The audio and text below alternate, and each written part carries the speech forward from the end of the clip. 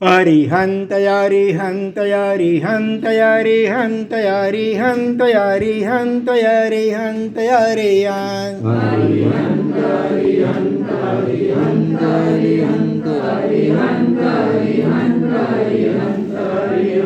આદિનાથ આદિનાથ આદિનાથ આદિનાથ આદિનાથ આદિનાથ આદિનાથ આદિનાથ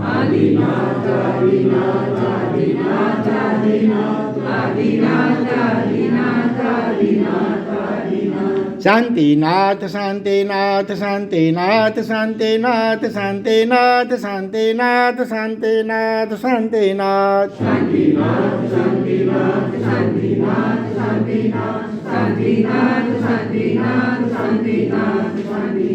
ઋષભદેવ ઋષભદેવ ઋષભદેવ ઋષભદેવ ઋષભદેવ ઋષભદેવ ઋષભદેવ ઋષભદેવ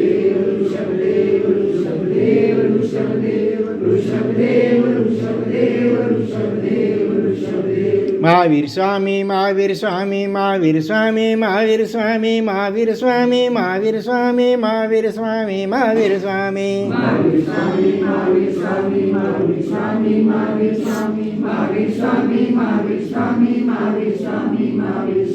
ગૌતમ સ્વામી ગૌતમ સ્વામી ગૌતમ સ્વામી ગૌતમ સ્વામી ગૌતમ સ્વામી ગૌતમ સ્વામી ગૌતમ સ્વામી ગૌતમ સ્વામી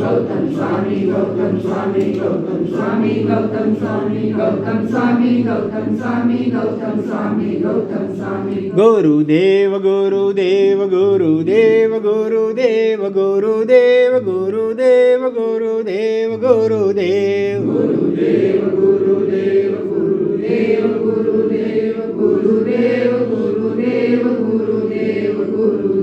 ઓમ ઐં નમઃ આત્મા છું આત્મા છું આત્મા છું આત્મા છું આત્મા છું આત્મા છું આત્મા છું આત્મા છું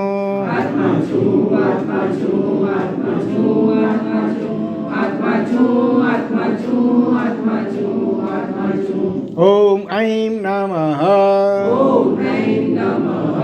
ઓમ ઐં નમઃ ઓમ ઐં નમઃ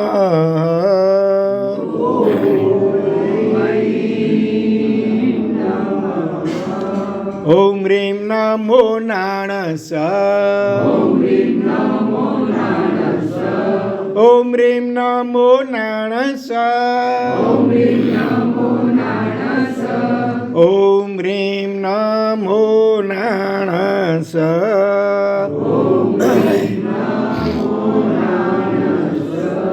ઓમ શુદ્ધાત્મ સ્વરૂપાય નમઃ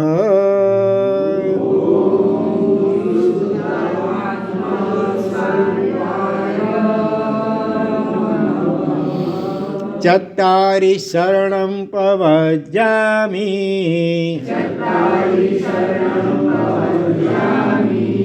અરિહંતે શરણં પવજ્જામિ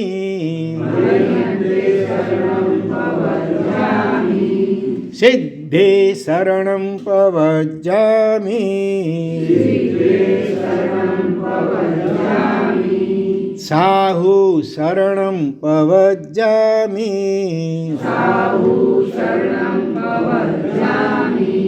કેવલી પન્નતં ધમ્મં શરણં પવજ્જામિ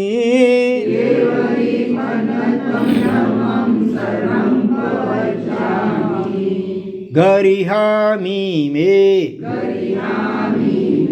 સવ્વાઈ ડુક્કડાઈ મિચ્છામિ ડુક્કડમ ગરિહામિ મે સવ્વાઈ ડુક્કડાઈ મિચ્છામિ ડુક્કડમ ગરિહામિ મે સવ્વાઈ ડુક્કડાઈ મિચ્છામિ ડુક્કડમ ગરહા કરું છું મારા સર્વ દુષ્કૃત્યોની મિથ્યા થાઓ મારા સર્વ દુષ્કૃત્યો અણુમોએમી સવેશી સવાઈન શુકરાઈ ઈચ્છામિ શુકરામ અણુમોએમી સવેશી સવાઈ શુકરાઈ ઈચ્છામિ શુકરામ અણુમોએમી સવેશી સવાઈ શુકરાઈ ઈચ્છામિ શુકરામ અનુમોદના કરું છું સહુ જીવોના સર્વ સુકૃતોની હું પણ ઈચ્છું છું સુકૃતો કરવાને ભક્તામર મહાસ્તોત્ર આજે એકવાર 8મી ગાથા અને શુદ્ધ ઉચ્ચારપૂર્વક સ્વાધ્યાય કરીએ. મત્વેતિ નાથ તવ સંસ્તવનં મયેદા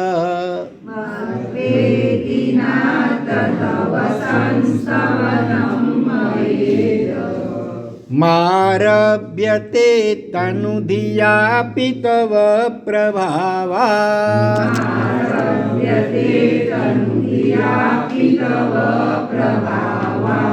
ચેતો હરિષ્યતિ સતામ નલિની દલેશો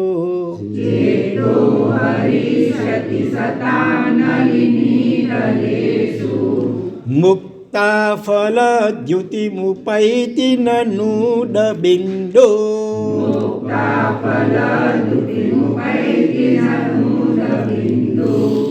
મહાન ભક્તિ યોગાચાર્ય શાસન પ્રભાવક પૂજ્યપાદ આચાર્ય ભગવંત શ્રી માન તુંગસુરીશ્વરજી મહારાજા દ્વારા વિરચિત પરમાત્મા શ્રી આદિનાથ ભગવાનની સ્તવના સ્વરૂપ અત્યંત લોકપ્રિય એવું ભક્તામર મહાસ્તોત્ર રોજ આપણે એક એક ગાથાનો સ્વાધ્યાય કરી રહ્યા છીએ. એના અર્થનો ગઈકાલે આપણે 7મી ગાથા એનો અર્થ વિચાર્યો હતો. થોડી વારમાં એનું જરાક પુનરાવર્તન મૌખિક રીતે કરી લઈએ. ડાયરીમાં જોયા વગર જવાબ આપજો. ત્વત સંસ્તવેન ભવ સંતતિ સન્નિબદ્ધમ. ત્વત એટલે તમારા, સંસ્તવેન એટલે સમ્યક સ્તવન વડે, ત્રીજી ભક્તિ ખાલી સ્તવન નહીં પણ સ્તવન વડે, સ્તવન દ્વારા શું થાય?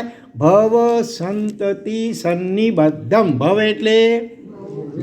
એટલે સંસાર, એની સંતતિ એટલે પરંપરા, અનેક ભવોની પરંપરા, અનંત જન્મોની પરંપરા, એમાં સન્નિબદ્ધ એટલે ગાઢ રીતે, ખાલી બંધાયેલ નહીં પણ ગાઢ રીતે બંધાયેલ એવું. શું? પાપમ એટલે પાપ કર્મ, અશુભ કર્મ. ક્ષણાત એટલે ક્ષણવારમાં. ક્ષયમ ઉપૈતે એટલે ક્ષય એટલે નાશ, ઉપૈતિ એટલે પામે છે. કોનું પાપ નાશ પામે? શરીર ભાજામ એટલે શરીરધારી જીવો, મનુષ્ય હોય કે દેવતાઓ વગેરે હોય.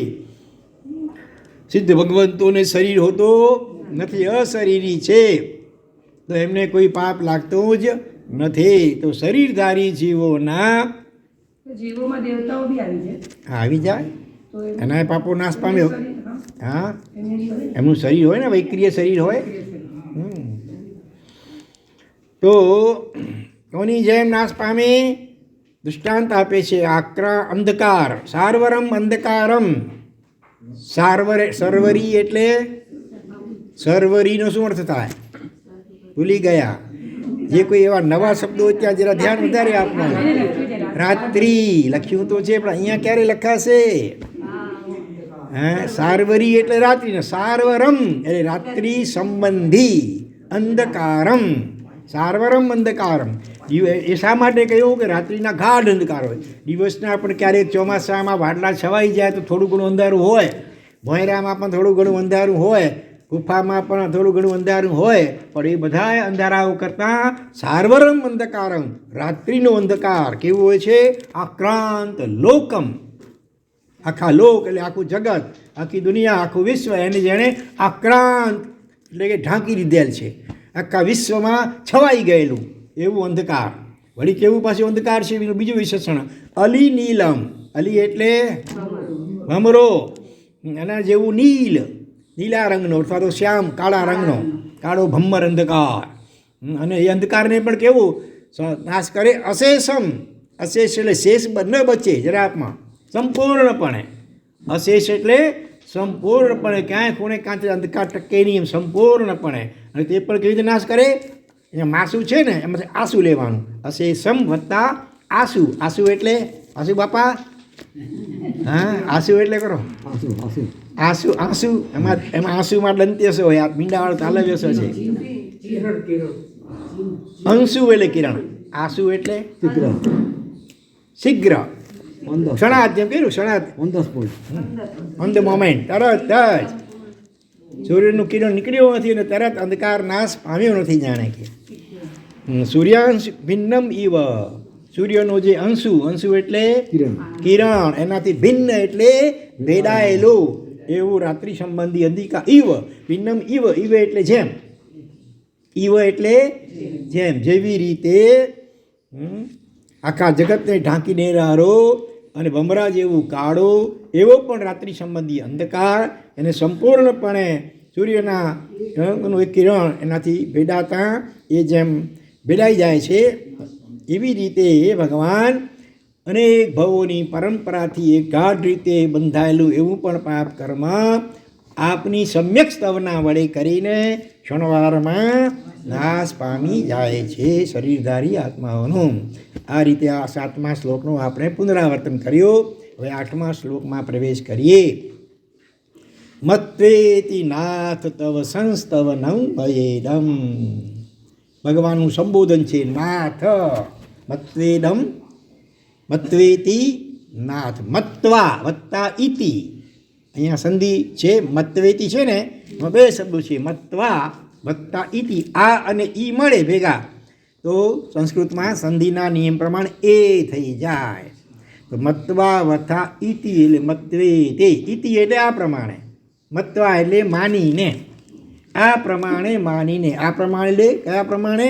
આગળના શ્લોકમાં 7મી ગાથામાં જે વાત કરી એના અનુસંધાનમાં અહીંયા કહે છે કે આપની સમ્યક સ્તવનાથી શરીરધારી જીવોના અનેક જન્મો જન્માંતરોમાં ગાઢ બંધાયેલા પાપો ક્ષણવારમાં નાશ પામી છે જાય છે. એ પ્રમાણે માનીને, એ પ્રમાણે જાણીને, એ પ્રમાણે સમજીને, હે નાથ તવ સંસ્તવનમ, તમારું સમ્યક સ્તવન, બરાબર, સ્તવના ગુણગાન. મયેદમ, અહીંયા પણ જો આ અને ઈનો મળીને એ થઈ ગયો, મયા વત્તા ઈડમ. મયેદમ છે ને, મારભ્યતેમાંથી અડધો ઓલી બધું લઈ લો, આરભ્યતે. મયા વત્તા ઈડમ વત્તા આરભ્યતે.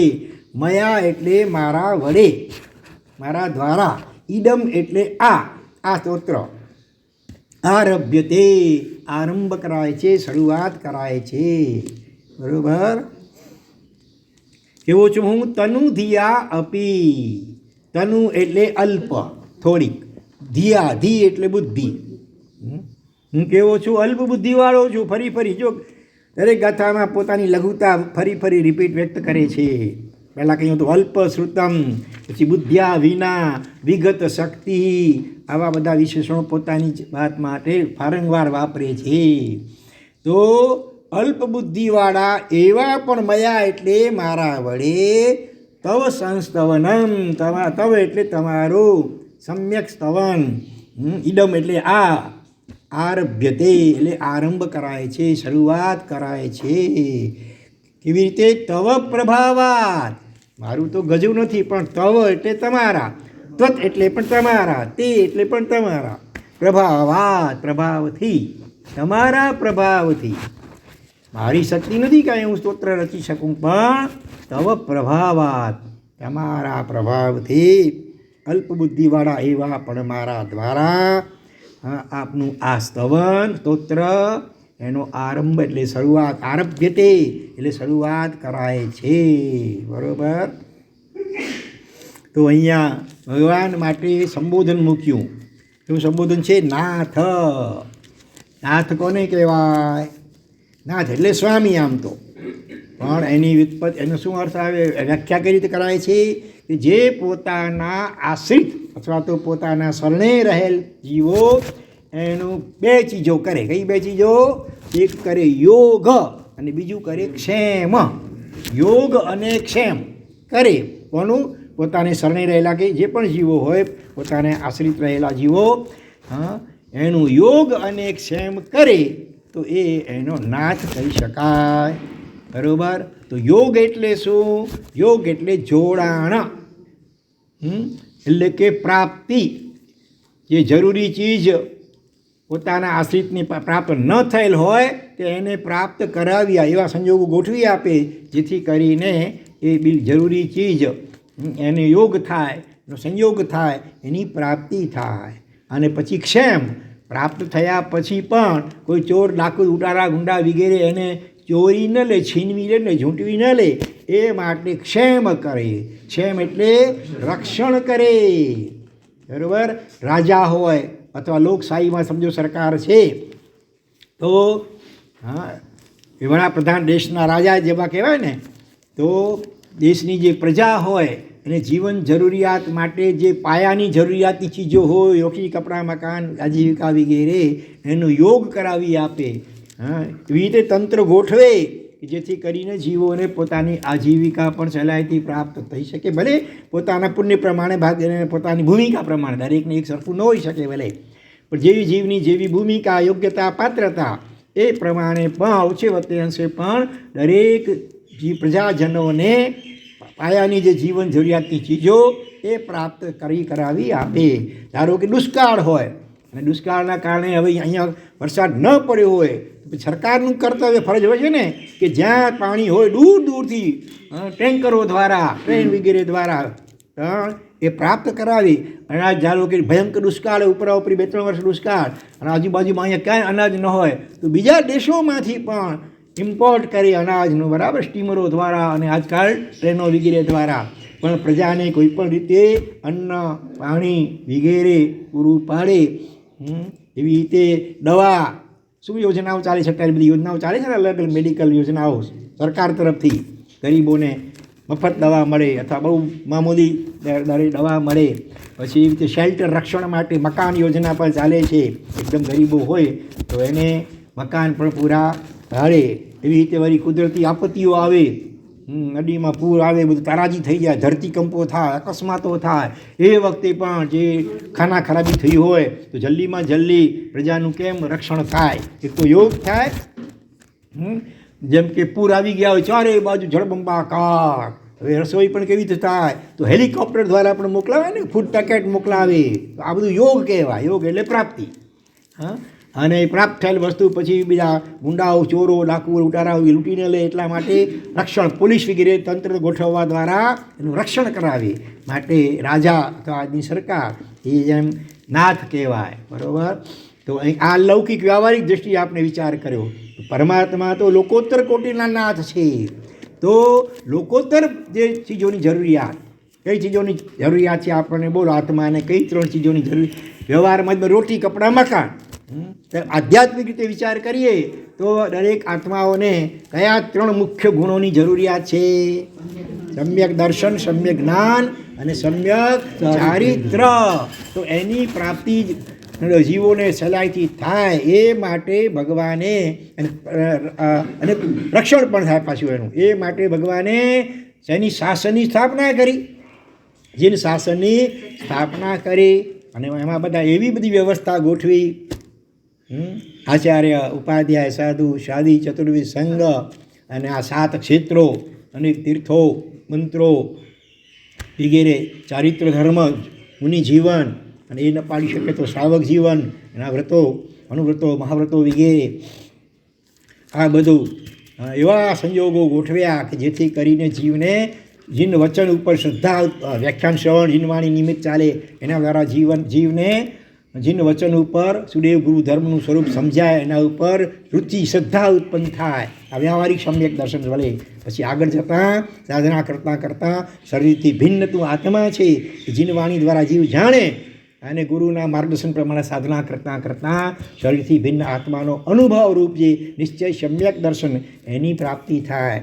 બરાબર. પછી ભગવાને ગણધર ભગવંતોને ત્રિપદી આપી, ઉપન્ને ઈવા વિગવે ઈવા ધુવે ઈવા, એના દ્વારા ભગવાને આશીર્વાદ આપે, વાસક્ષે પણ મૂક્યો, અને અંતર્મૂર્તમાં દ્વાદશાંગી 14 પૂર્વો સહિત વિશાળ સુપ્ત જ્ઞાન એની રચના ભગવાને ગણધરોના માધ્યમથી કરાવી. એટલે સમ્યક જ્ઞાનની વ્યવસ્થા ભગવાને પૂરી પાડી, અને સાથે સાથે ભગવાને ગણધર આદિ અનેક મહાત્માઓને દીક્ષા આપી, ચારિત્ર આપ્યું, વ્યવહાર ચારિત્ર, અને એનું સમ્યક એવી સુંદર વ્યવસ્થા ગોઠવી બરાબર એનું સમ્યક રીતે પાલન કરે સમજણપૂર્વક, તો આગળ જતાં એને નિશ્ચય ચારિત્ર, શરીરથી ભિન્ન આત્માનો અનુભવ અને એમાં રમણતા, એમાં સ્થિરતા, એ નિશ્ચય ચારિત્રની પણ પ્રાપ્તિ થાય. તો આવું અદ્ભુત વ્યવસ્થા તંત્ર ભગવાને શાસનની સ્થાપના કરવા દ્વારા ગોઠવ્યું છે.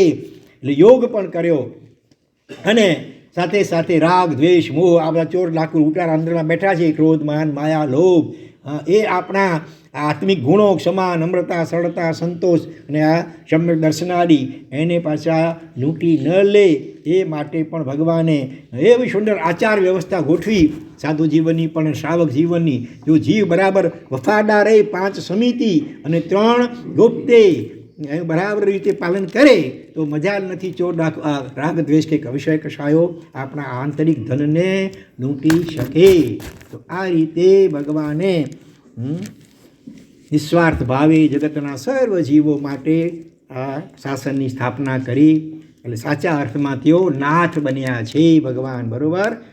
આપણે નમોત્થોલમ સૂત્રમાં પણ લોગ નાહણમ, નાહ એટલે નાથ, પ્રાકૃત ભાષામાં નાહ અને સંસ્કૃતમાં થાય નાથ. આ સંસ્કૃત ભાષામાં સ્તોત્ર છે, અહીંયા હે નાથ. બરાબર. તો આ શબ્દ બોલીએ એટલે આપણને અહોભાવ થવો જોઈએ કે ભગવાને આપણા માટે એવી સુંદર વ્યવસ્થા આપણા યોગ અને ક્ષેમ માટે કરી છે. આપણે આ વિષય કશાયો આપણને નરક, નિગોદ વગેરે દુર્ગતિઓમાં તાણી ન જાય એ માટે, એનાથી પણ આપણું રક્ષણ થાય એ માટે પણ ભગવાને કેવી સુંદર અદ્ભુત વ્યવસ્થા ગોઠવી છે. એટલે હે નાથ, ઇતિ મત્વા, મત્વેતિ, મત્વા વત્તા ઇતિ, આ પ્રમાણે માનીને, આ પ્રમાણે એટલે આપના સમ્યક સ્તવન દ્વારા જન્મ જન્માંતરોના પાપો ક્ષણવારમાં નાશ પામી જાય છે. આ મેં જીનવાણી દ્વારા ગુરુ ગમથી મેં સાંભળ્યું, સમજ્યો, શાસ્ત્રોમાં પણ મેં વાંચ્યું. એટલે પછી મને ભાવ થયો કે હું પણ સમ્યક સ્તવના કરું. ભગવાનની સમ્યક સ્તવના કરવાથી અનેકાનેક જન્મોના પાપો, ગાઢ પાપો પણ ક્ષણવારમાં નાશ પામી જતા હોય તો પછી સ્વાભાવિક ભાવ થાય ને, તો પછી આપણે પણ ચાલો ને સમ્યક સ્તવના કરીએ, કારણ કે આપણે પણ પાપોનો નાશ તો કરવો છે કે નહીં. જો અહીંયા પાપ નાશ બતાવ્યું, દુઃખ નાશ કેમ ન કહ્યું? આપણને તો દુઃખો ખટકે છે, બરાબર, પણ દુઃખના મૂળ કારણ શું છે? પાપ. પાપ તો હોંશે હોંશે કરે છે, જે રાચી માચીને કરે છે અજ્ઞાન અવસ્થાને કારણે વાલે. એટલે દુઃખોનું મૂળ છે પાપ. એટલે નવકાર મહામંત્રમાં પણ સબ પાવપણાસણો કહ્યો, સબ દુઃખ પણાસણો ન કહ્યું. પાપ ઊભા રહે છે તો વળી નવા નવા દુઃખો આવતા જ રહેવાના. એટલે બધા દુઃખોનું મૂળ છે પાપ. એ પાપને નાશ કરવાની વાત કરી. નવકાર મહામંત્ર શું કરે છે? હરિયંતાદિ પંચ પરમેષ્ઠી ભગવંતોને કરાતો નમસ્કાર સર્વ પાપોનો નાશ નહીં, પણાસણો, પ એટલે પ્રકૃષ્ટપણે જડમૂળથી એ પાપ સંસ્કારોનો જ નાશ કરે. પાપ સંસ્કાર અંદરમાં પડ્યા છે તો વળી નવા નવા પાપો કર્યા જ કરશે. એટલે પણાસણો, નાશણો ન કહ્યું, સબ પાવ પણાસણો. તો પાપ નાશ કરવાની જરૂર છે. બરાબર. તો પાપના શેનાથી થાય એ માટે સહેલામાં સહેલો ઉપાય કરો, પરમાત્માની સ્તવના. તપશ્ચર્યા બધા નહીં કરી શકે. આ તો આપણા બીનાબેન 60થી વર્ષી તપ કર્યો, અને છાયાબેન એવો વર્ષી તપ કર્યો, અને હવે વળી પાછા અનિશાબેન પણ જોડાઈ ગયા વર્ષી તપમાં. હા, આપણે બહુ બહુ તો અનુમોદના કરીએ, પગે લાગીએ, બાકી પારણું કરાવી દઈએ છીએ આખા ત્રીજના. પણ તપશ્ચર્યા કરવાની વિશિષ્ટ શક્તિ બધામાં ન હોય, જ્ઞાન ભણવાની પણ બધાનો સહયોગક્ષમ એવું ન હોય. જુઓ ને માનતુંગ સુરી મહારાજા બેડીથી બંધાયેલા છે, છતાં કાગળ પેન વગર કેવા અદ્ભુત સ્તોત્રની રચના કરી. આવું જ્ઞાનાવરણીનો ક્ષયોક્ષમ બધા એનો ન હોય તો સહેલામાં સહેલો ઉપાય કયો? સ્તવના, પરમાત્માની સ્તવના. નાનું બાળક પણ પોતાની ભૂમિકા પ્રમાણે બોલી શકે. એક વખત એક અંગ્રેજી મીડિયમમાં ભણનારો બાળક ગયો વર્ષે મંદિરમાં કે ચર્ચમાં જ ગયો અને ત્યાં શું બોલી આવ્યો? ABCDEFGHIJKLMNOPQRSTUVWXYZ. અને પછી ભગવાને શું કહ્યું? ગોડ, ભગવાન હું તો બાળક છું, મને તો કાંઈ તમને કેવી પ્રાર્થના કેવી સ્તુતિ ગમે મને કંઈ ખબર નથી, પણ એટલું જાણું છું કે જેટલી પણ સ્તુતિ કે પ્રાર્થના આખર તો બારાખડી અંગ્રેજીની બારાખડી હોય, કખ ગગ તો ગુજરાતી બારાખડી હોય, આખર તો બારાખડીના અક્ષરો દ્વારા જ બધી સ્તુતિઓ દુનિયામાં જેટલી સ્તુતિઓ પ્રાર્થનાઓ સ્તવનો સ્તોત્રો છે આખર તો આ બારાખડીમાંથી બનેલ છે કે નહીં? તો બસ આપને જે ગમે એવી સ્તુતિ પ્રાર્થના મારા વતીથી તમે સ્વીકારી લેજો. આ બાળકની નિર્દોષતા, નિર્દોષ નિંડપણ વ્યો તો નિર્દોષતા વહી, કચ્છી ગીત મેં ચાયા ને કોલા કેડા વ્યા હું નિંડપણ જાઢી. બીજો એક બાળક દુષ્કાળ જેવું હતું, આષાઢ મહિનો વીતવા આવ્યો છતાં હજી વરસાદ શરૂઆત પણ થઈ નથી. એટલે બધા લોકો ભેગા થયા, નક્કી કર્યું કે આપણે પ્રેયર કરીએ, પ્રાર્થના કરીએ ભગવાનને સમૂહમાં. અને એ માટે બધા ઘણા લોકો ભેગા થઈ અને નક્કી કરેલું જે સ્થાન, પછી મંદિર કે ચર્ચ કે ગુરુદ્વારા જે XYZ પ્રાર્થનાના સ્થાન તરફ જઈ રહ્યા છે. એક બાળક પણ સાથે છે અને એ બાળકના હાથમાં શું હતું? ચોપડી હતી, છત્રી હતી. લોકોને આશ્ચર્ય થયું. કોઈ પૂછે છે કે ભાઈ આ છત્રી શા માટે રાખી છે? તડકા માટે નથી રાખી હોય ને, સવારનો ટાઈમ હતો, તડકો પણ નહોતો, અથવા સમજો સાંજનો ટાઈમ હશે એટલે તડકો નહીં હોય, છતાં છત્રી રાખી હતી. શા માટે? કે આપણે આટલા બધા ભેગા થઈને પ્રાર્થના કરીશું તો છત્રીઓને ભગવાન વરસાદ નહીં વરસાવે પછી ભીંજાઈ જાઉં, મને શરદી થઈ જાય, એટલા માટે મેં આ છત્રી રાખી છે. આ બાળકની શ્રદ્ધા છે કે આપણે આટલા બધા ભેગા મળીને પ્રાર્થના કરીશું તો ચોક્કસ વરસાદ પડશે જ. બાકી બધા આપણા જે મોટા લોકો અને તો મનનું આવે કે ઠીક છે, વ્યવહાર છે, બધા જાહેરાત થઈ છે ને જઈએ તો સારું ન લાગે એટલે જઈએ છીએ. બાકી એમ કંઈ થોડો તરત વરસાદ વરસતો હોય એટલે અંદરમાં શ્રદ્ધા આપણી આવી પાંગડી છે, ઢીલી પોચી છે, અથવા તો સાવ કાચી કે નહીવત જેવી છે, માટે કાર્ય સિદ્ધિ થતી નથી. બાળકની પ્રાર્થના જલ્દી સ્વીકારાય છે. ઇન્સાન જબ તક બચ્ચા હૈ તબ તક સમજો સચ્ચા હૈ, જ્યું જ્યું ઉસકી ઉમ્ર बढ़े પછી શું? મન પર જૂઠ કા મેલ ચઢે. બાળક જેવા નિર્દોષ ખરેખર બનવા જેવું છે. તો અહીંયા છેલ્લામાં છેલ્લો ઉપાય પાપ નાશ માટે. દુઃખોથી બચવું છે ને તો દુઃખોનું મૂળ કારણ પાપને જીવનમાંથી બને એટલું ઓછા કરતા જાઓ. જેટલી શક્યતા હોય એટલા પાપોને ઓછા કરતા જાઓ તો જ આપણી સ્તવના પણ સમ્યક બનશે. નહીં તો એક બાજુ ભલે બક્તામાં સ્તોત્ર બોલો કે દેરાસરા ગમે એટલી વિધિઓ પૂજાઓ કરો, બીજી બાજુ પાપ પ્રત્યે જો સુખ નહીં હોય, નફરત નહીં હોય, ઘૃણા નહીં હોય, પાપને ઓછા કરવાનો કોઈ પ્રયાસ કે પુરુષાર્થ નહીં હોય અને બિંદાસપણે રાચી માચીને જીવ બેફામપણે પાપો કર્યા કરતો હોય તો પછી ગમે એટલી સ્તવના કરો પણ સમ્યક સ્તવના બને. સંસ્તવન ક્યારે બને? જેટલી શક્યતા હોય એટલા પાપ તો જીવ પહેલાં ઓછા કર, પછી ભગવાનને પ્રાર્થના કરે કે ભગવાન હવે આનાથી વધારે મારી શક્તિ નથી, આપ મને શક્તિ આપો. હું ઈચ્છું છું કે મારા જીવનમાં કોઈ પાપ ન રહે, કાયાથી પણ ન થાય, વાણીથી પણ કોઈ પાપ ન કરું, યાવત મનથી પણ કોઈ ખોટા ખરાબ વિચારો વિકલ્પો પણ ન કરું, એવી સદબુદ્ધિ મને આપો. આવી પ્રાર્થના બરોબર. કોઈ સ્તવના કે પ્રાર્થના સમ્યક ક્યારે થાય? કે યથાશક્તિ પહેલાં સ્થૂળ પાપો તો છોડ બી, પછી ધીરે ધીરે પહેલાં કાયાથી પાપો ઓછા કર, પછી વાણીના, અને છેવટે મનના પણ પાપો ઓછા થશે. અને એ સ્તવના પછી આપણી સંસ્તવના સમ્યક સ્તવન રૂપે બનશે. ભલે અત્યારે કદાચ સમ્યક સ્તવન નથી થતો, તો એમ નહીં કે હવે જ્યારે સમ્યક એવા ભાવ આવશે ને ત્યારે પછી હું સ્તવના કરીશ. અત્યારે તો એવા ભાવ આવતા નથી. હા, એવું ગદગદ હયું થતું નથી, આંખોમાંથી આમ આંસુ ઝરતા નથી. જ્યારે એવા ભાવો આવશે ત્યારે સ્તવના કરીશું. બરાબર છે આ વિચારણા ભાઈ? હા, તમે દુકાન ખોલો અને ગ્રાહક ના આવે કલાક 2 કલાક તો બંધ કરી નાખો નહીં, પ્રતીક્ષા કરો આખો દિવસ. અને જવારે રાતની દુકાન હોય એમ કરતાં કરતાં 6 કલાક પછી મોડું સાંજે પણ એકાદ ગ્રાહક આવ્યો તોય થાય કે આજનો દિવસ આપણો સફળ થયો, બેકાર ગયો નહીં. તો બસ એવી રીતે જ્યાં સુધી આવા ઊંચા વિશિષ્ટ સમ્યક ભાવો ન આવે ત્યાં સુધી પણ એ પ્રાર્થના કે સ્તવના કે આરાધના છોડવાની નથી, ચાલુ જ રાખવાની છે.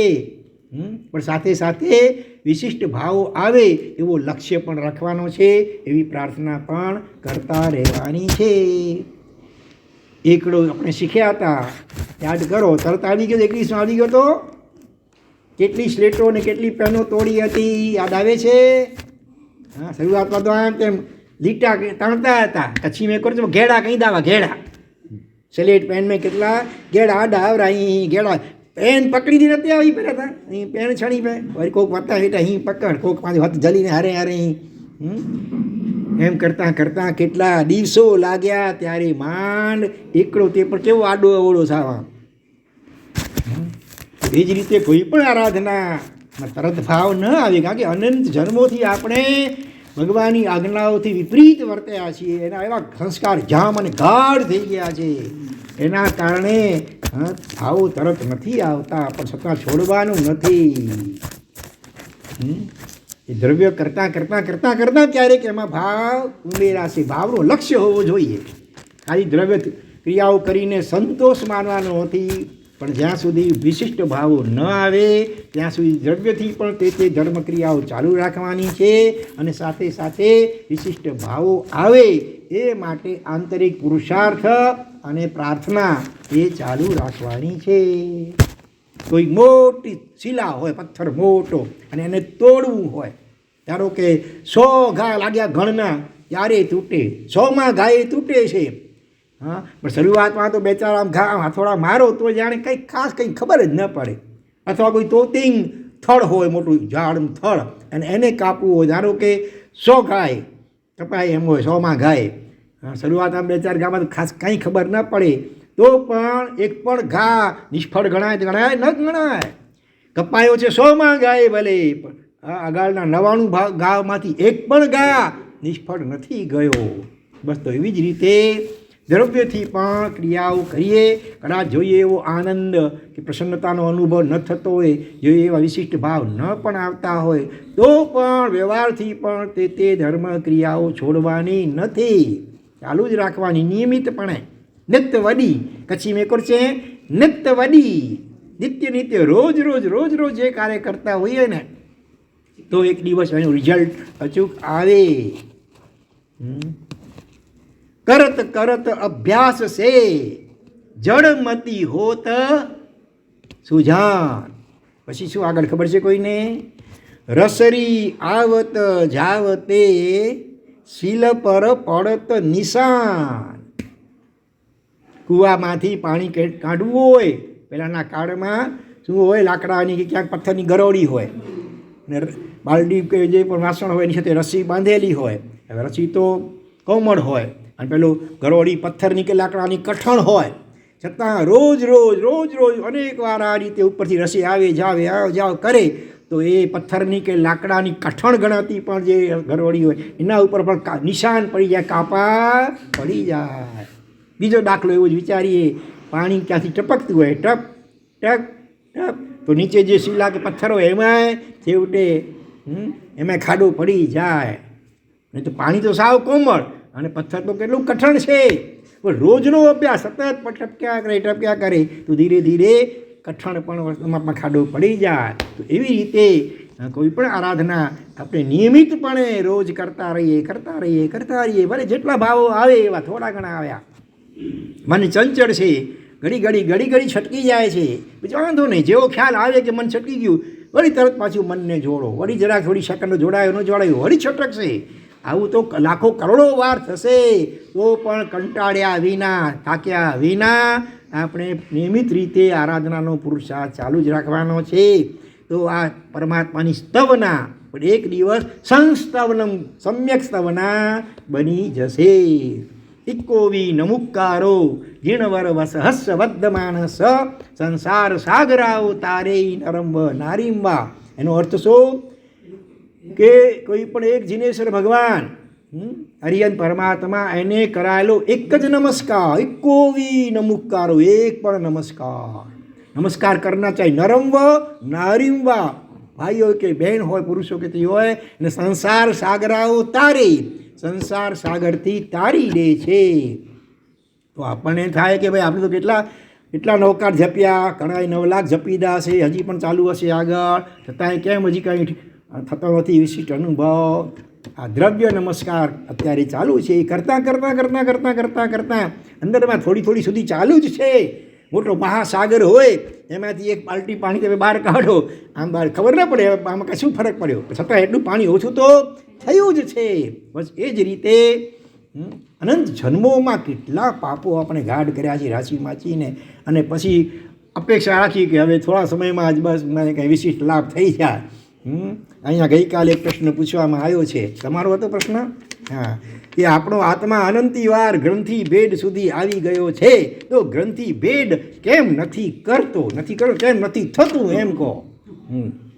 આત્મા પાછો કેમ વળી જાય છે, શું ખૂટે છે?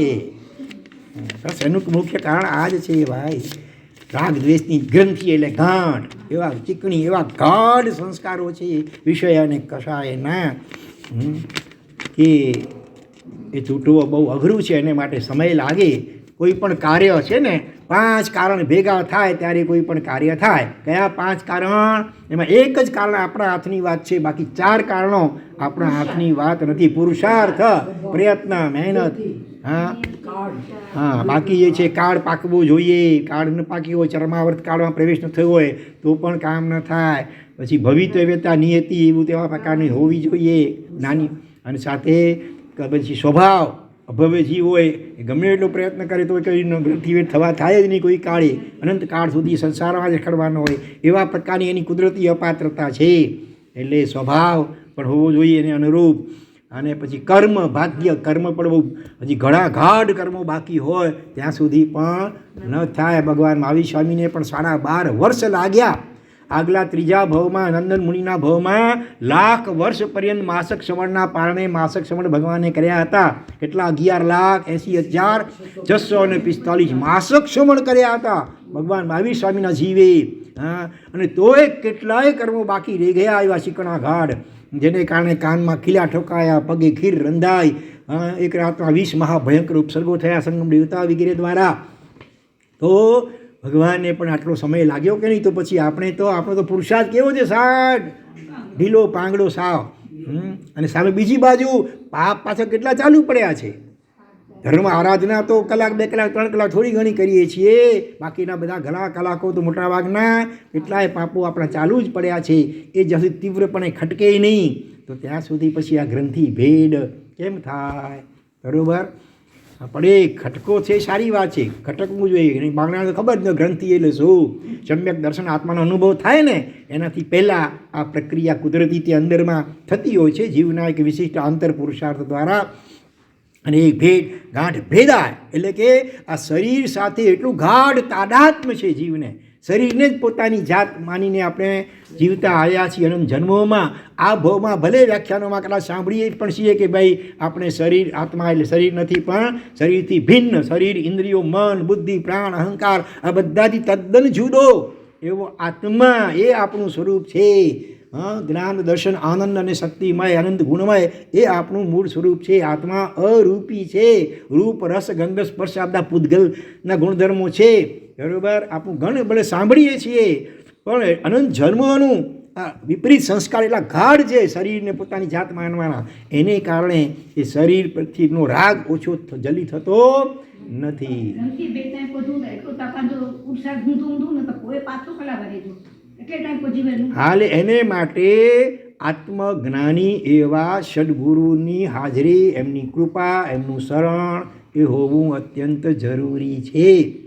કોઈ પણ વ્યક્તિ વહેલો સ્વિમિંગ તરવાનું શીખતો હોય, કદાચ પહેલાં તો પાણીને જોઈને ડર લાગે એને, અને કદાચ થોડી ઘણી હિંમત એકઠી કરીને પાણી અંદર કોશિશ કરે તરવા માટે, પણ શરૂઆતમાં તો કોચે પછી મેં ઉનારી એટલે કે નાકની ગીરમાં પાણી ચાલ્યું જાય, બળતરા થાય, મૂંઝવણ થાય એટલે ગભરાઈ જાય, બાપરે આપણું કામ નહીં. હા, એ મીરસેન તરવૈયો ભલે ગમે એટલો કુશળ હોય, આપણું કામ નહીં. હા, નાકમાં પાણી ઘૂસી ગયું ને ક્યારેક મરી જાઉં તો, એટલે મૃત્યુનો ડર લાગે. પોતે છે અજર અમર અવિનાશી આત્મા છે, પણ એનો અનુભવ થયો નથી એટલે મૃત્યુનો ડર સતાવે છે જીવને. એટલે તો હિંમત હારી જાય, નક્કી કરી નાખે કે ભાઈ હવે તરવાનું આવડી જશે પછી જ હું પાણીમાં જઈ. બોલો હવે આ નિર્ણય કેવો કહેવાય? પાણીમાં ગયા વગર તો તરવાનું આવડશે નહીં. એટલે જ્યારે શરીરથી ગ્રંથિભેદ થવાનું હોય ને ત્યારે શૂન્ય અવસ્થા આવે. શૂન્ય, એકદમ શૂન્ય, વિકલ્પ નિર્વિકલ્પ થાય ને, એટલે એ વખતે એવું થાય કે જાણે શરીર છૂટી જશે, મરી જશે. જાણે એ મૃત્યુના ભયના કારણે જીવ પાછો સવિકલ્પ અવસ્થામાં આવી જાય, નિર્વિકલ્પમાંથી સવિકલ્પ અવસ્થા આવી જાય. ત્યારે આત્માનો અનુભવ તો નિર્વિકલ્પ અવસ્થા પછી જ અનુભવ થાય, એને કારણે જીવ ગભરાઈને પાછો પડે છે. શૂન્યતા છવાઈ જાય, એકદમ જાણે શરીર જાણે છૂટી જશે. એ વખતે સદગુરુ હોય, એની કૃપા હોય તો જીવને હિંમત આવે, વાંધો નહીં, કંઈ થશે તો ગુરુ મહારાજ બેઠા છે, મારો કંઈ નુકસાન થવા નહીં જ દે. કોચ હોય ને, કોચ શીખવાડનાર, ક્રિકેટમાં મેચમાં કોચ હોય, એમ સ્વિમિંગમાં પણ જે કોચ એટલે જે શિક્ષણ આપનાર હોય એ સાથે હોય, અને કે ગભરા નહીં, હું બેઠો છું તો હાથ પકડી ખેંચેલી કંઈ નહીં થાય, એ હિંમત આપે. એટલે ત્યારે પછી જીવ જરાક પુરુષાર્થ કરે, અને એમ કરતાં એને હાથ ટેકો આપે. એને એમ શરૂઆતમાં આજકાલ તો હવે રબરની રીંગો અને ઘણું બધું આવે છે શીખવા માટે. શરૂઆતમાં કોઈ જીવંત વ્યક્તિ જોઈએ ને, એમને ભલે રબરની રીંગ પણ હોય છતાં જીવ ગભરાય, પણ જીવંત વ્યક્તિ કોઈ સારો સાથે હોય તો જીવમાં હિંમત આવી જાય કે કંઈ પણ થશે તો વાંધો નથી, મારા પપ્પા છે ને સાથે, મને બચાવી લેશે કોઈ પણ હિસાબે, મારી મમ્મી ભેગી છે ને એટલે વાંધો નથી. બે બાળકો લડતા હોય, શેરીમાં ઝઘડતા હોય, એમાં નબળો બાળક હોય બિચારો, અને એ રડવા મંડી જાય. એ વખતે મમ્મીને અવાજ સંભળાય, મમ્મી દોડતી આવે, એ કોણ, શું છે? અને પેલો બાળક જીવે છે કે મમ્મી આવી રહી છે. હા, હવે એમાં સુરાતન આવી જાય. સાવ નબળો ભલે હોય પણ મમ્મીનું પીઠબળ, મમ્મી હજી દૂર છે હજી, પણ જોઈએ મમ્મી આવી રહી છે એટલે વાંધો નથી, હવે આવી જાય. બરાબર ને? કૂતરા પણ બે લડતા હોય, નબળો કૂતરો બિચારો પોતાની પૂંછડી બે પગની વચ્ચે ગાલી દે, પડવાનું હોય આમ પૂંછડીને ઉપર કરે. એટલે મમ્મીનું પીઠબળ નબળા બાળકમાં પણ જેમ સુરાતન જગાડી દે છે, એથી સદગુરુનું કૃપા, એનું હાજરી, એનું પીઠબળ, એની કૃપા, એનું શરણું એ જીવમાં હિંમત આપે છે. અને એને કારણે સાધના કરતાં એવો જ્યારે એવી ક્ષણ આવે શૂન્યતાની, નિર્વિકલ્પ અવસ્થાની, અને જાણે શરીર છૂટી જશે તો પણ સદગુરુની હાજરીના કારણે જીવ નિર્ભય હોય છે. એને કારણે છલાંગ લગાવી અને ગ્રંથિ ભેદ કરી અને અંદરમાં સમ્યક દર્શન, શરીરથી ભિન્ન આત્માનો અનુભવ જીવ કરી શકે. એટલે આ બહુ જરૂરી છે. ક્ષાયિક સંકિત પણ કહે છે કેવળ જ્ઞાની હાજરી વિના જીવને થતું નથી. બરાબર ને? તીર્થંકર અથવા સામાન્ય કેવલી ભગવાન, એની હાજરી અનિવાર્ય છે. એ સિવાય ક્ષાયિક કોટીનું જે સમ્યક દર્શન આત્માનો અનુભવ એ જીવને થઈ શકતું હોતું નથી. વિજ્ઞાનની ભાષામાં કહીએ તો હાઇડ્રોજનના 2 પરમાણુ અને ઓક્સિજનનો 1 પરમાણુ ભેગો થાય H2O તો શું થાય? ઇઝિક્વલ ટુ વોટર, એટલે પાણી બને. પણ એ 2 પરમાણુ એમને ભેગા ન થાય હાઇડ્રોજન ઓક્સિજન, એને વચમાં એક માધ્યમ જોઈએ, જેને શું કહેવાય ખબર છે? વિજ્ઞાન ભણેલા કોઈ હોય તો વિજ્ઞાન ખબર છે, એને કેટેલિક એજન્ટ કહેવાય. કેટેલિક એજન્ટ, બરાબર ને? હવે એમાં વીજળી, ઇલેક્ટ્રિસિટી એ કેટેલિક એજન્ટનું કામ કરે. હવે એમાં એને કારણે કંઈ પરિવર્તન ના આવે, હાઇડ્રોજન કે ઓક્સિજનમાં કંઈ આમ ફેરફાર ન કરી શકે, ખાલી હાજરી માત્ર જોઈએ. એમાં ભલે એની ઇન્વોલ્વ ન થાય પણ એની હાજરી જરૂરી હોય છે. બસ એવી રીતે સદગુરુ પણ કાંઈ ભલે ન કરે પણ હાજરી હોય, બેઠા હોય ને, એને કારણે જીવમાં હિંમત આવી જાય અને ગ્રંથિ ભેદ કરીને સમ્યક દર્શનને પ્રાપ્ત કરી શકે. તો હવે એવા સદગુરુ ગોતવા કઈ રીતે? એની માટે કઈ પ્રાર્થના કરો. સુહ ગુરુ હો મમ તુહ પ્રભાવ. હોય ભગવાન, તમારા પ્રભાવથી મને સદગુરુ એટલે આત્મજ્ઞાની સમ્યક દ્રષ્ટિ ગીતાર્થ એવા સદગુરુનો યોગ એટલે પ્રાપ્તિ હોજો. અને પ્રાપ્ત થયા પછી તદ ભજન સેવના, તદ વચન સેવના, સદગુરુના પ્રત્યેક વચન, આજ્ઞા અથવા એની ઈચ્છા માત્રને હું પાલન કરવા અનુસરવાની શક્તિમાં અભવમ, જ્યાં સુધી સંસારવાળો બાકી હોય ત્યાં સુધી અખંડા એટલે અખંડપણે એક પણ આજ્ઞા એનું ઉલ્લંઘન ન કરું. મારી ઈચ્છા પ્રમાણે સ્વચ્છંદપણે તો મેં ઘણું કર્યું, માટે જ રખડી રહ્યો છું. હવે સદગુરુને સંપૂર્ણપણે સમર્પિત થઈને જીવી શકું. એવી કૃપા હે ભગવાન આપ મારા ઉપર વર્ષાવજો. આવી હૃદયપૂર્વકની આરજુ પ્રાર્થના રોજ કરે, માત્ર વાણીથી કે કંઠથી નહીં પણ હૃદય અને નાભીમાંથી આવો પોકાર જ્યારે કરે ત્યારે કુદરતમાં બધી વ્યવસ્થા હોય છે. જેની સાથે જન્માંતરોથી ઋણાનુબંધ ચાલ્યો આવતો હોય એવા વિશિષ્ટ કોઈ કીર્તાર્થ સદગુરુ આવી કરે, સામે એનો હાથ પકડે અને એનો અંતરાત્મા પણ સાક્ષી પૂરે કે મારા માટે આ સદગુરુ તારણહાર છે. એ રીતે સદગુરુરૂપી નિમિત્ત અને સાથે ઉપાદાન તરીકે પોતાનો આત્મા, એ બેનું સંધિ એટલે યોગ્ય જોડાણ મિલન થાય ત્યારે કાર્ય થાય. બરાબર. તમારો આ જે પ્રશ્ન હતો કે આપણો આત્મા તો કહીએ છીએ, બાકી આપણે પોતે આત્મા છીએ. અનંતિવાર એ ગ્રંથિ પ્રદેશ સુધી આવી ગયા, પછી ગભરાઈને પાછા વળી ગયા. ગ્રંથિ ભેદ કેમ નથી કર્યું? શું ખૂટે છે? સદગુરુની હાજરી, એની કૃપા, એમનું શરણ, આ ખૂટે છે. બીજો પ્રશ્ન છે, દોષ અને પાપમાં શું ફરક છે? બોલો. દોષ એ મુખ્યત્વે મનથી થાય. રાગ, દ્વેષ, મોહ, કામ, ક્રોધ, લોભ, ઈર્ષ્યા, આ બધા દોષ કહેવાય. અને એ અંદરમાં આ દોષો એ બીજના સ્થાને છે. એને કારણે પછી શરીર અને વાણી દ્વારા જે દુષ્કૃત્ય થાય તો એને પાપ કહેવાય. હિંસા, જૂઠ, ચોરી, દુરાચાર, પરિગ્રહ, મૂર્છા, ક્રોધ, માન, માયા, લોભ, શરીર અને વાણી દ્વારા જે થાય છે મુખ્ય એને પાપ કહેવાય. અને મનમાં જે આ બધા હોય છે, હા, એટલે જ ખરેખર તો પાપ કરતાં પણ દોષ, પાપનું મૂળ કારણ છે દોષ. બરાબર. દુઃખનું મૂળ છે પાપ કર્મનો ઉદય, અને પાપ કર્મનું મૂળ કારણ છે આપણામાં રહેલા દોષો. અને બધા જ દોષોનું મૂળ તો એક જ છે. શું છે ખબર છે? અજ્ઞાન. પોતાના આત્મ સ્વરૂપનું અજ્ઞાન. શરીરને જ આત્મા માન્યો, શરીરથી ભિન્ન આત્માનું અનુભવાત્મક જ્ઞાન, ખાલી શાબ્દિક બૌદ્ધિક જ્ઞાનની પણ એક્સપિરિયન્સના લેવલનું જ્ઞાન નથી. મારામાં જ આવો અફૂટ આનંદ, એ આનંદનો અનુભવ અંદરમાં પોતાનો નથી થતો. એટલે પછી જીવ પૂતગલમાં, જળ પદાર્થોમાં, પાંચેન્દ્રના વિષય ભોગોમાં એ સુખની બુદ્ધિથી ફાંફા મારે છે અને નવા અનેક પાપો બાંધી અને ભારે કરવી બનીને ભટક્યા જ કરે છે. એટલે દોષ ખટકવા જોઈએ. આપણે દુઃખ ખટકે છે, દુઃખના કારણે રડ્યા આવશું, ભગવાન પાસે ગયા આવશું અને ફરિયાદ પણ કરી હશે. પણ બધા દુઃખોનું મૂળ છે દોષ. અંદરમાં રાગ, દ્વેષ, મોહ. બહાર દુનિયામાં દુશ્મન માને છે જીવને કે આના કારણે મને આ તકલીફ છે. હકીકતમાં બધાનું મૂળ કારણ આ રાગ, દ્વેષ, મોહ બધા આ દોષો છે. અને બધા દોષોની પણ જનેતા અથવા મૂળ કારણ હોય તો પોતાના અસલી આત્મ સ્વરૂપનું અજ્ઞાન. અને એ અજ્ઞાનને દૂર કરવા માટે આત્મજ્ઞાની એવા સદગુરુ એનું શરણ સ્વીકારવું જોઈએ. એમની આજ્ઞા પ્રમાણે જીવન જીવવા માટે કટિબદ્ધ બનવું જોઈએ. તો સમય થોડો છે, આગળ વધીએ. ગઈકાલે 7મી ગાથા એની રિદ્ધિ અને મંત્ર એ રહી ગયા હતા સમયના ભાવે. લેખવા ગઈકાલની જે 7મી ગાથા એની રિદ્ધિ અને મંત્ર હું બોલાવું છું, જો સમજી લાવજો. ઓમ રીમ અર્હમ નમો બીય બુદ્ધિણમ. બીય એટલે બીજ, બીજ બુદ્ધિ. બીજ બુદ્ધિ કોને કહેવાય? ગણધર ભગવંતો. બીજ, એક બીજમાંથી સેંકડો બીજો, હજારો બીજો ઉત્પન્ન થઈ જાય. એવી રીતે ગણધર ભગવંતોને ભગવાન બીજ સ્વરૂપ ખાલી 3 પદો આપે. ઉપન્નૈવા, વિગમૈવા, ધ્રુવૈવા. અને એમાંથી 14 પૂર્વોથી આખી વિશાળ દ્વાદ સાંઈનું સર્જન ગણધર ભગવંતો કરે છે. આને કહેવાય બીજ બુદ્ધિ. તો આવા બીજ બુદ્ધિના ધારક એવા જે પણ મહાપુરુષો ગણધર વગેરે હોય બધાને નમસ્કાર થાવ. ઓમ રીમ અરહમ નમો બીય બુદ્ધિણ. ઓમ રીમ અરહમ નમો બીય બુદ્ધિણ. ઓમ રીમ અરહમ નમો બીય બુદ્ધિણ.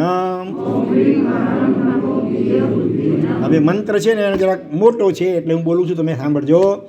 ઓમ રીમ હમ સૌમ શ્રામ શ્રીમ ક્રૌં ક્લીમ સર્વ દુરિત સંકટ શુદ્રો પદ્રવ કષ્ટ નિવારણમ કુરુ કુરુ સ્વાહા. ઓમ રીમ હમ સૌમ શ્રામ શ્રીમ ક્રૌં ક્લીમ સર્વ દુરિત સંકટ શુદ્રો પદ્રવ કષ્ટ નિવારણમ કુરુ કુરુ સ્વાહા. ઓમ રીમ હમ સૌમ શ્રામ શ્રીમ ક્રૌં ક્લીમ સર્વ દુરિત સંકટ શુદ્રો પદ્રવ કષ્ટ નિવારણમ કુરુ કુરુ સ્વાહા. આ ગાથા એનો યંત્ર હોય છે, જે યંત્ર સાથે રાખી કરે અને આ રુદ્ધિ અને મંત્રનો 108 વાર જાપ કરે અને એનાથી કાંકરીઓ 21 કાંકરીને મંત્રે સર્પ ઉપર નાખવામાં આવે. સર્પ પણ સ્તંભિત થઈ જાય અને કદાચ કરડ્યો હોય તો એનો ઝેર પણ ચડે નહીં. બીજા પણ નાના મોટા ઉપદ્રવો દૂર થાય. એવો આ ગાથા અને યંત્ર અને રુદ્ધિ મંત્રનો પ્રભાવ છે. અને 7મી ગાથાના પ્રભાવને દર્શાવનારી એક કથા પણ છે. ગુણાકર સૂરી આચાર્ય ભગવંતે આ ભક્તામર સ્તોત્રની સંસ્કૃતમાં જે ટીકા એટલે વિવેચન રચેલું છે એમાં આ કથાઓ આવે છે કે પાટલીપુત્ર નગરની અંદર સુધન નામે શેઠ રહેતા હતા અને એ શેઠ એકદમ ધર્મનિષ્ઠ હતા. એમણે ઋષભદેવ ભગવાનનું જિનાલય પણ સ્વદ્રવ્યથી બંધાવ્યું હતું. ત્રિકાલ પરમાત્માની પૂજા પણ તે કરતા હતા. અને એ જ રીતે એ નગરમાં જે રાજા હતો જેનું નામ હતું ભીમ નામે રાજા, એ પણ આ શ્રાવક રત્નના પરિચયથી એને પણ જૈન ધર્મનો એકદમ અને પ્રભુ ભક્તિનો રંગ લાગેલો હતો અને રાજા પણ જૈન ધર્મી અને ચુસ્ત શ્રાવક બની ગયો હતો. એક વખત એ નગરની અંદર એક કાપાલિકને શું કહીશું આપણે, એક એવા પ્રકારનો બાવો સંન્યાસી કોઈ આવ્યો અને એનું નામ હતું ધૂલીપ નામનું કાપાલિક આવ્યો અને એણે કોઈક એવા ક્ષુદ્ર વેંતર કે કોઈ યક્ષને એની સાધના કરી હતી અને એના કારણે લોકોને ચમત્કાર બતાવી કરીને આંજી નાખતો હતો અને એની લોકો વાહવાહ કરતા હતા. અને એક વખત એ કાપાલિકે લોકોને પૂછ્યું કે એવું કોઈ વ્યક્તિ આ નગરમાં છે કે જે હજી સુધી આટલા દિવસથી હું આ નગરમાં ચમત્કારો બતાડું છું પણ હજી સુધી એ ચમત્કાર જોવા માટે ન આવેલ હોય? ત્યારે કેટલાક લોકોએ કહ્યું કે એક નહીં 2 જણા એવા છે આ નગરની અંદર કે જે હજી સુધી એક પણ વાર આ તમારા ચમત્કાર જોવા આવ્યા નથી. કારણ કે બંને જણા કયા 2 જણા હતા? એક તો સુધન નામે પેલો શ્રાવક અને બીજો આ ભીમ રાજા. બંને ચુસ્ત જૈન ધર્મી છે અને ભગવાનની પૂજા ભક્તિ નિયમિત રીતે કરે છે એટલે એમને આવા ચમત્કારોમાં કોઈ રસ નથી. સામાન્ય ચમત્કાર ત્યાં નમસ્કાર કહેવાય છે. જૈન શાસન કે તમે સમ્યક રીતે નમસ્કાર કરો ભાવથી તો ચમત્કાર ઓટોમેટિક સહજપણે ઘટિત થાય. છતાં પણ ચમત્કાર દ્વારા લોકોને આંજવામાં સાચા સાધક કે ભક્તને રસ હોય નહીં. પણ લોકોની આ વાત સાંભળી કરી અને પેલો કાપાલિક છંછેડાયો છે. એણે દૈવી સહાયથી શું કર્યું કે પેલો સુધન શ્રાવક અને ભીમ રાજા બંનેના મકાન ઉપર ધૂળ અને પથ્થરોનો વરસાદ વરસાવ્યો. એટલે એ મકાનોમાં રહેનારા લોકો તો બધા ગભરાવા લાગી ગયા, પણ આ 2 જણા જરાય ગભરાતા નથી. ખરેખર જેને દેવગુરુ ધર્મની શ્રદ્ધા અને સમર્પણ ભાવ હોય એ કોઈ પણ સંજોગોમાં એ ગભરાય નહીં. અભય અદ્વેષ અખેડ પહેલી ભૂમિકા હોય એની. એટલે એમણે શું કર્યું, ખૂબ જ શ્રદ્ધા ભાવપૂર્વક આ ભક્તામર મહાસ્તોત્રની 7મી ગાથા 7મો શ્લોક કયો, તત્સંસ્તવેન ભવસંતતિ સન્નિબદ્ધમ પાપમ ક્ષણાક્ષયમુપૈતિ શરીર ભોજામ. એનો એકદમ જાપ કરે છે ફરી અને એના પ્રભાવથી શું થાય છે એ ધૂળ અને પથ્થરોની વૃષ્ટિ બંધ થઈ ગઈ. એટલું જ નહીં પણ હવે એ ધૂળ અને એટલે ચક્રેશ્વરી દેવી, આ ચક્રેશ્વરી દેવી સમ્યક દ્રષ્ટિ દેવી છે, પરમાત્મા આદિનાથ અને એમના શાસન અને સાથે શત્રુંજય મહાતીર્થના અધિષ્ઠાયિકા છે. એની સેવિકા તરીકે બીજી હજારોના દેવીઓ પણ હોય છે. એ ચક્રેશ્વરી દેવી આ ભક્તામર સ્તોત્રનો જે આત્મા નિયમિત રીતે શ્રદ્ધાપૂર્વક પાઠ કરે અથવા છેવટે શ્રવણ પણ નિયમિત રીતે કરે તો પણ એ દેવી પ્રસન્ન થાય અને વિઘ્નોનું નિવારણ કરે. કારણ કે સમ્યક દ્રષ્ટિ દેવો ભગવાનના તો દાસ હોય, પણ ભગવાનના દાસના પણ દાસ થવા માટે તૈયાર, દાસાનું દાસ ભાવ એમનામાં હોય. એ ચક્રેશ્વરી દેવી પહેલાં કાપાલિકે કરેલો જે ઉપસર્ગ ધૂળ અને પથ્થરોનો એ અટકાવી દે છે. એટલું જ નહીં, પણ હવે પેલો કાપાલિક હતો ને એના મકાન ઉપર ધૂળ અને પથ્થરોનો વરસાદ વરસવાનું આ દૈવી પ્રભાવે ચાલુ થઈ ગયું. પહેલાં એ ઘણા પ્રયત્નો કર્યા, એનો જે વિંતર હતો એ બહુ અલ્પ શક્તિશાળી હતો. ચક્રેશ્વરી દેવી મહા શક્તિશાળી હતા, એટલે ધૂળ અને પથ્થરનો વરસાદ બંધ થતો નથી. એટલે પેલો ગભરાયો અને સમજી ગયો કે નક્કી મેં જે આ લોકો ઉપસર કર્યો હતો એનું જ આ પરિણામ છે. એટલે રાજા પાસે અને સુદન શ્રાવક પાસે આવીને માફી માગે છે એકદમ. ત્યારે છેવટે ચક્રેશ્વરી દેવી એને ક્ષમા કરે છે અને એને ત્યાં ધૂળ અને પથ્થરનો વરસાદ બંધ થાય છે. ત્યાર પછી સુદન શ્રાવક એને સમ્યક હિત શિક્ષા એટલે ઉપદેશ આપે છે, સમજાવે છે કે ભાઈ આવો દેવ દુર્લભ મનુષ્ય જન્મ મળ્યો છે એ કાંઈ આવા ક્ષુદ્ર ચમત્કારોથી લોકોને આંજી નાખવા માટે નથી મળ્યો, પણ ખરેખર મનુષ્ય ભાવને સફળ કરવો હોય તો આવા રાગ દ્વેષ વિતરાગ પરમાત્મા અને એનું શાસન, એમને સ્થાપેલો ધર્મ, એની તું આરાધના કર ઇત્યાદિ એમને ઉપદેશ દ્વારા પેલો પ્રતિબોધ પામે છે અને એ પણ જૈન ધર્મની આરાધના કરતો થઈ જાય છે. તો આ 7મી ગાથા 7મા શ્લોક એના પ્રભાવની કથા છે. બોલો શું પ્રશ્ન છે? આરભ્યતે એમાં મ છે ને, એમાં ઘણા દરેક શ્લોકમાં આવું આવે છે. સંસ્કૃતમાં મ બહુ આવે, અડધો મ ખોડો મ, એટલે કહેવત પડી ગઈ કે મકારમ દેતમ સંસ્કૃતમ હોતમ. કોઈ પણ શબ્દમાં મ જોડતા હોય એટલે સંસ્કૃત બની જાય જાણે. આ મજાકમાં કહ્યું છે. એટલે દરેક ગાથામાં લગભગ દરેક લીટીમાં ક્યાંક ને ક્યાંક એવા શબ્દો આવશે એ અડધો મ હોય અને એની પાછળ સ્વર આવે. સ્વર એટલે અ આ ઈ ઉ, તો એ અડધો જે ખોડો સ્વર હોય ને એમાં બળી જાય એટલે એ અક્ષર આખો થઈ જાય. તો અહીંયા મ અડધો ક્યાં લેવાનું? આગળ શું છે એનાથી મારે પછી આગળ શું છે? મત્વેતિ નાદ તવ સંસ્થાન મયે ડ. મયે ડ છે ને, મયે ડમ, મયા વત્તા ઈડમ, ઈડમમાં મ અડધો, એમાં આરભ્યતેનો આ મળી ગયો એટલે મનો મા થઈ ગયો, મારભ્યતે. બરાબર, અડધો માં આ લઈ લો, મયા વત્તા ઈડમ, ઈડમ આરભ્યતે. આરભ્યતે એટલે આરંભ કરાય છે, શરૂઆત કરાય છે મારા દ્વારા. બરાબર. તો 8મી ગાથાનો અર્થ શું છે કે હે નાથ, આપની સમ્યક સ્તવનાથી શરીરધારી જીવોના જન્મ જન્માંતરોથી એકત્રિત કરેલા ગાઢ પાપો પણ ક્ષણવારમાં નાશ પામી જાય છે. એમ માનીને, એમ સમજી કે જાણીને મારા વડે હું કેવો છું? તનુધિયા અલ્પ બુદ્ધિવાળો હોવા છતાં પણ તવ પ્રભાવાત, તમારા પ્રભાવથી આ ઇડમ સ્તવનમ, આ આપનું સમ્યક સ્તવન સ્તોત્ર આરભ્યતે પ્રારંભ કરાય છે. આ જો કર્મણી પ્રયોગ છે, આ સ્તોત્રનો મારા વડે પ્રારંભ કરાય છે.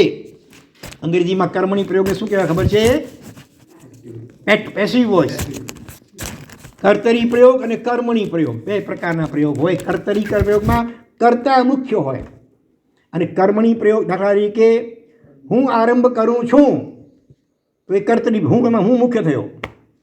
આપની સમ્યક સ્તવનાનો હું આરંભ કરું તો ત્યાં મયાને બદલે અહમ આવે, અહમ, અને આરભ્યતને બદલે આવે આરભે. હું આપના સ્તોત્રનો આરંભ કરું છું, એ કર્તરી પ્રયોગ થયો. એમાં થોડો હું ઉપર ભાર આવી જાય, હું કરું છું, તો એ અહંકાર કર્તા ભાવ પુષ્ટ થઈ જાય તો નુકસાન થાય. એટલે કર્તરી પ્રયોગ ન કરતા કર્મણી પ્રયોગ કર્યો. હું કરું છું નહીં, મારા વડે પ્રારંભ કરાય છે. અને એ પણ તવ પ્રભાવાત, આ શબ્દ મહત્વનો છે. મારું ગજુ નથી આપની સમ્યક સ્તવના કરવાની, પણ આપની કૃપા, અચિંત્ય અદૃશ્ય કૃપા, એના પ્રભાવથી જ આ રચના થાય છે. હા, આપની કૃપા છે કે મને નિમિત્ત બનાવો છો. બાકી તો જગતના જીવોને નું કલ્યાણ ભક્તિ દ્વારા થવાનું હોય તો એને માટે કોઈ સ્તોત્ર વગેરે જોઈએ. તો એને માટે માધ્યમ તરીકે હે ભગવાન નિમિત્ત તરીકે આપે મારા ઉપર પસંદગી ઢોળી. દુનિયાને લાગે કે ભક્તામર સ્તોત્ર માનતું સૂરી રચ્યું છે, પણ ભગવાન હકીકતમાં હું તો એક નિમિત્ત માત્ર છું. હું તો વાંસળીના સ્થાને છું. વાંસળી હોય ને, એનું શું ગજું તો જડ છે, પણ એમાં હવા ફૂંકનાર અને યોગ્ય રીતે આંગળીઓ ચલાવનાર કોઈ જે વગાડનાર હોય એની એક કરામત છે. જે ગમે તે વ્યક્તિ ફૂં ફૂં કરે સંગીત ન સર્જાય, પણ કુશળ જે સંગીતકાર હોય વાંસળી વગાડનાર એની એ વિશેષતા છે એ યોગ્ય રીતે પવન ફૂંકીને આંગળીઓ ચલાવે, જેથી કરીને મધુર સરો એમાંથી નીકળે. તો આ જે સ્તોત્રની રચના પણ જે થઈ રહી છે ને, હા, એ હું તો આ વાંસળી જેવો છું, જળ સાવ અલ્પબુદ્ધિવાળો. મારું શું ગજું કે તાકાત કે હું સમ્યક સ્તવના કરી શકો, પણ તવ પ્રભાવાત આપના અચિંત્ય પ્રભાવથી આપની કૃપાથી આ સ્તોત્રનો પ્રારંભ કરાઈ રહ્યો છે. હું કરતો નથી, આપ મારા દ્વારા કરાવડાવી રહ્યા છો. આવો લઘુતાનો ભાવ વ્યક્ત કર્યો છે. અને માટે આપણને પણ શું શીખવાડ્યું? કોઈ પૂછે, હા છાયાબેન કે બીનાબેન વર્ષિતપની શાતા છે ને, શું જવાબ મળશે? દેવ ગુરુ ફસાય. હા, ફસાઈ ગયા. મારા સાહેબ પ્રેરણા કરી એટલે એ વખતે જરા જોશમાં આવી ગયા ને નક્કી કરી નાખ્યું. એવું તો નથી ને? દેવ ગુરુ ફસાય. ફસાય એટલે પ્રસાદ, પ્રસાદ એટલે કૃપા, મહેરબાની. દેવ અને ગુરુ, દેવ એટલે દેવાધિદેવ પરમાત્મા, હરિયન પરમાત્મા, અને એમના પ્રતિનિધિ એવા ગુરુ ભગવાન, એમની પ્રસાદ એટલે કૃપાથી આ થઈ રહ્યું છે. મેં વર્ષિતપ કર્યો નથી, આદિના દાદાએ કરાવડાવ્યો છે એમને જ. હા, બરોબર. અને ગુરુ ભગવંતોએ પણ પ્રેરણા કરી, એટલે દેવ અને ગુરુની કૃપાથી આ થયું. પછી મારું શું ગજું? અનાદિકાળથી આહાર સંજ્ઞા અને પરવશ બનેલો એવું હું, મારો આત્મા પોતે ખાઉં થયા કરે. મુંબઈ એમાં પણ મુંબઈ જેવા શહેરોમાં ખાવજા ગલીઓ ઠેક ઠેકાણે હોય અને લારીઓ, અને એમાં પણ આજકાલ તો નવી નવી આઈટમોની રેસીપીઓ જાણવા મળે યુટ્યુબ ઉપર.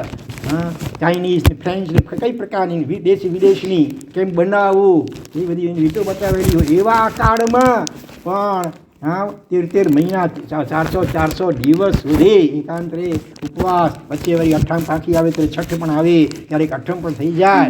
એ બધું કરવાની મારી શું તાકાત, શું ગજો? પણ આ કોઈ દેવ અને ગુરુની કોઈ અદ્રશ્ય અચિંત્ય કૃપા વરસી ગઈ, જેના કારણે આ વર્ષિતપ થઈ ગયો. અને એ કૃતજ્ઞતા ભાવ પરમાત્મા પ્રત્યેનો અભિવ્યક્ત કરવા માટે આજે સવારે શું થયું? વર્ધમાન ચક્રસ્તવ દ્વારા શાંતિનાથ પરમાત્માના અભિષેક કરવામાં આવ્યા. જેઠાલાલભાઈ, હું તમને કહેવાનો હતો પણ મને અત્યારે મળો છો તો કહી દઉં છું. એક ભાવ એવો સ્ફુર્યો છે, જેમ અગાઉ 5 વર્ષ પહેલાં આપણે દર મહિને બેસતે મહિને એક કરતા હતા, પણ અત્યારે એવો ભાવ થયો છે કે દરરોજ જ્યાં સુધી અમારી હાજરી હોય ત્યાં સુધી દરરોજ સવારમાં પરમાત્માના અભિષેક કરાવીએ. બરાબર? ક્યારેક વર્ધમાન ચક્રસ્તવ હોય, ક્યારેક ભક્તામૃતમાં સ્તોત્ર હોય, ક્યારેક નાની મોટી શાંતિનાથ ભગવાન છે તો નાની મોટી લઘુ શાંતિ ને મોટી બૃહદ શાંતિ હોય, ક્યારેક ઓમ નમો દેવ દેવા છઠ્ઠું સ્મરણ હોય પાર્શનાથ ભગવાનનું, ક્યારેક ઉવસત ગહરમાં સ્તોત્ર હોય વગેરે. લગભગ 10-15 મિનિટ ચાલે. એ રીતે એટલી સંખ્યામાં આપણે આવા વિશિષ્ટ કોટીના માંગલિક સ્તોત્રો દ્વારા, બરાબર, સવારના 5:30 દેરાસર ખુલી જાય છે અને અમે પણ લગભગ 5:30 પહોંચી આવીએ છીએ. શરૂઆતમાં એટલે પહેલાં અમે ચૈત્યવંદન કરીએ છીએ. લગભગ અભિષેક 6 વાગે એટલે અભિષેક 6 વાગે શરૂ થશે. જેમને અનુકૂળતા હોય 5:30 આવો તો સમૂહમાં ચૈત્યવંદન પણ થઈ જાય, અમારી સાથે ચૈત્યવંદન થઈ જાય, અને ત્યાર પછી લગભગ 6 વાગે એ આ અભિષેક શરૂ થશે. બરાબર? આવશો ને? કોશિશ કરજો. હા, આજથી આમ શરૂ. બેસતો મહિનો કુદરતી હતો ને આજે વર્તમાન સક્કર અભિષેક થઈ ગયા, આજથી હવે રોજ ચાલુ રહેશે. બરાબર?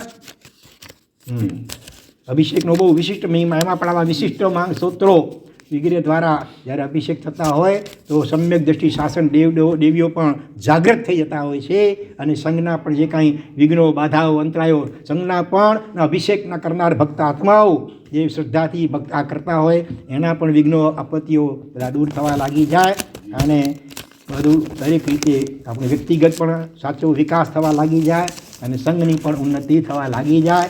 જેઠાલાભાઈના મનમાં ઘણા મનોરથો હજી ઘણું ઘણું થઈ રહ્યું છે અને હજી ભવિષ્યમાં ઘણા મગજમાં પ્લાન ચાલે છે.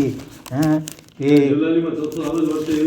હા, કારણ કે 52-42ના બધા સંઘોના પ્રતિનિધિઓ અહીંયા હાજર હોય કે આવતા જ હોય અવારનવાર. એટલે એ રીતે હજી પણ વધુ ને વધુ સંઘનો વિકાસ થાય એ માટે મગજમાં જે પણ પ્લાનો છે એ બધા પણ સારી રીતે પરિપૂર્ણ થતા રહે એ દૃષ્ટિએ પણ આ પરમાત્માની અભિષેક ભક્તિ નિયમિત રીતે થાય એ અત્યંત જરૂરી છે. બરાબર. તો અહીંયા કહે છે તવ પ્રભાવા, ભગવાન મારું ગજું નથી પણ દરેક બાબતમાં જ્યાં પણ સફળતા મળે જીવનમાં કોઈ પણ બાબતમાં તો ત્યાં કોને યશ આપવાનો, એનું શ્રેય કોને ફાળે જવા જોઈએ? દેવ અને ગુરુની કૃપાથી. આપણે તો અનંત દોષોથી ઘેરાયેલા છીએ અનાદિકાળથી, છતાં પણ હરિભદ્ર સુરી મહારાજ પણ કહે છે એક ઠેકાણે લલિત વિસ્તરા ટીકાની અંદર કે એકોપી શુભ ભાવ ભગવદ પ્રસાદ લભ્ય. થોડો પણ શુભ ભાવ, ક્યાંક દાન આપવાનો કે શીલ પાડવાનો કે તપ કરવાનો, જીવદયા પાડવા, કોઈ પણ પ્રકારનો સારો ભાવ સારો વિચાર આપણા અંતરમાં પ્રગટે છે ને એના મૂળમાં અરિહંત પરમાત્માની અદૃશ્ય કૃપા અને કરુણા કામ કરી રહી છે. સવી જીવ કરું શાસન રસી, આવા ઉત્કૃષ્ટ ભાવો આ વિશ્વમાં ભગવાને ફેલાવ્યા છે અને અદ્ભુત આવા શાસનની સ્થાપના કરી છે. અનેક એવા ઉત્તમ નિમિત્તો ડગલે પગલે આપણને મળી રહ્યા છે આ શાસનની પ્રભાવથી. એટલે થોડો પણ સારો ભાવ આવ્યો કોઈ પણ પ્રકારનો તો શું સમજવાનું? ચોક્કસ એ પરમાત્માના શાસનની કૃપાથી લે. દેવ અને ગુરુ પરમાત્માનું શાસન વર્તમાનમાં આપણા સુધી પહોંચ્યું હોય તો અનેક આચાર્ય ઉપાધ્યાય સાધુ સાધી ભગવંતો ગુરુ તત્વ એને કૃપા છે. એટલા માટે દેવ અને ગુરુની કૃપાથી સારું કામ થઈ રહ્યું છે. અને જે કાંઈમાં ત્રુટીઓ રહી જાય છે એને માટે જવાબદાર કોણ? એને માટે જવાબદાર આપણે આપણી જાતને માનવી જોઈએ. ઘણીવાર જીવ ઉલટું કરતું હોય, કંઈ તકલીફ આવે ને તો ફરિયાદ કરે ભગવાન પાસે કે ભગવાન આટલું હું રોજ દર્શન કરું છું કે પૂજા વગેરે કરું છું, છતાં મારા જીવનમાં તકલીફ કેમ? ભાઈ અજ્ઞાન અવસ્થામાંથી પાપો કેટલા ભૂતકાળમાં કર્યા છે, જન્માંતરોમાં, એ પાપના ઉદયથી તકલીફ આવે છે. અને જે કંઈ પણ સાતાનો અનુભવ થઈ રહ્યો છે આજે દુનિયામાં ચોમે કેટલા જીવો કઈક રીતે દુઃખી છે, આપણા કરતાં કંઈક ઘણા વધુ દુઃખી છે. અને આપણને અને એ અપેક્ષા વિચાર ઘણી આપણને સાતા છે, અનુકૂળતા છે, એની પાછળ પણ અરિહંત પરમાત્માની કૃપા અને કરુણા જ કામ કરી રહી છે. બરાબર.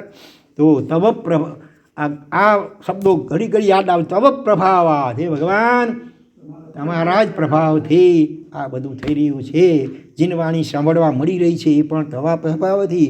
અત્યારે આ બોલાઈ રહ્યું છે ને એ પણ તવ પ્રભાવા છે. ભાઈ તો શું ગજું આપણું કે એક ગાથા ઉપર 1 કલાક વાર વિવેચન ચાલે, 1 કલાક વાર પણ ઓછો થાય છે. એ બધું પણ પરમાત્માની કૃપા અને કરુણા, દેવ અને ગુરુ એની કૃપા એ જ કામ કરી રહી છે.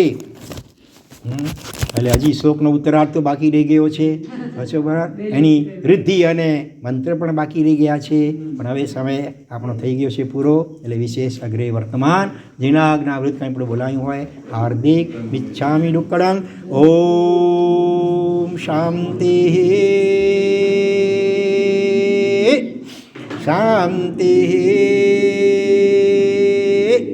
શાંતિ. ત્રણેય લોકના સર્વે જીવોનો કલ્યાણ મંગલ અને શીઘ્ર મોક્ષ થાઓ એવી મંગલ ભાવના પૂર્વક ઓમ રીમ નમો અરિહંતાણામ, ઓમ રીમ નમો સિદ્ધાણામ, ઓમ રીમ નમો આયર્યાણામ, ઓમ રીમ નમો ઉવજાયાણામ, ઓમ રીમ નમો લોય સબ્બ સાહુણામ, ઓમ રીમ નમો દંસણસ, ઓમ રીમ નમો નણસ, ॐ ह्रीं नमो चारितस ॐ ह्रीं नमो तवस ॐ ह्रीं श्री सिद्धचक्राय नमः ॐ ह्रीं नमो अरिहन्ताणाम् ॐ ह्रीं नमो सिद्धाणाम् ॐ ह्रीं नमो आयर्याणाम् ॐ ह्रीं नमो वजायाणाम् ॐ ह्रीं नमो लोये सब्बसाहूणाम् ॐ ह्रीं नमो दंसनस ॐ ह्रीं नमो नणस ॐ ह्रीं नमो चारितस